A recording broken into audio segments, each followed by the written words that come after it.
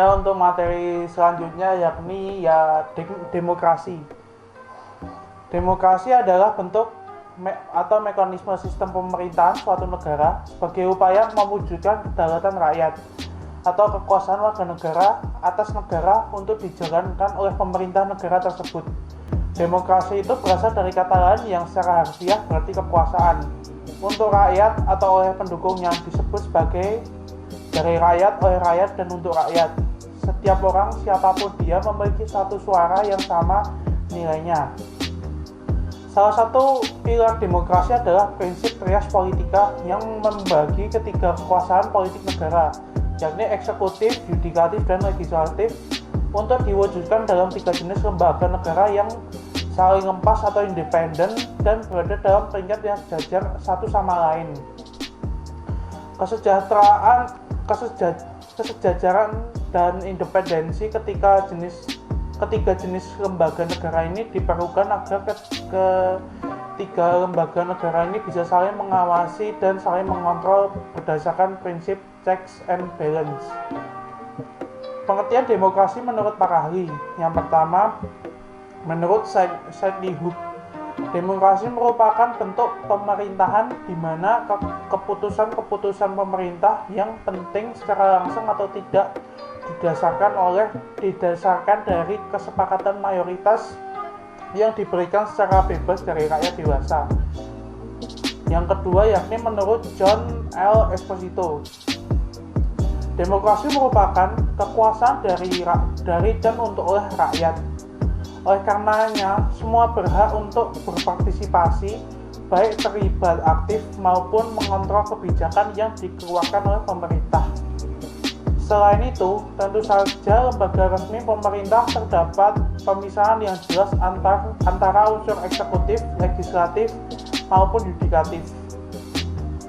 Lalu menurut Henry B. Mayo, demokrasi merupakan kebijaksanaan umum ditentukan atas dasar mayoritas oleh wakil-wakil yang diawasi secara efektif oleh rakyat dalam pemilihan-pemilihan yang berdasarkan dari prinsip kesamaan politik dan diselenggarakan dalam suasana di mana terjadi kebebasan politik. Lalu yang selanjutnya setelah pengertian ada prinsip demokrasi. Yang pertama adalah keterlibatan warga negara dalam pembuatan keputusan politik.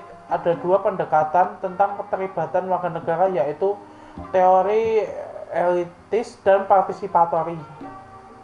Yang kedua adalah persamaan di antara warga negara. Yang ketiga adalah kebebasan atau kemerdekaan yang diakui dan dipakai oleh warga negara. Yang keempat adalah supremasi hukum. Yang kelima yakni pemilu berkala. Demokrasi sebagai sistem politik. Beberapa ahli telah mendefinisikan demokrasi sebagai sistem politik. Yang pertama adalah Henry B. Mayor.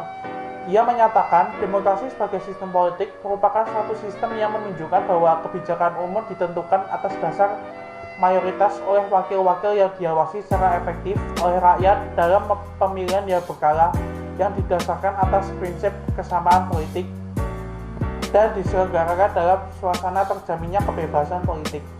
Yang kedua yakni Samuel Huntington. Ia menyatakan bahwasannya sistem politik sebagai demokratis sejauh para pembuat keputusan kolektif yang paling kuat dalam sistem itu dipilih melalui pemilihan yang adil, jujur, dan berkala.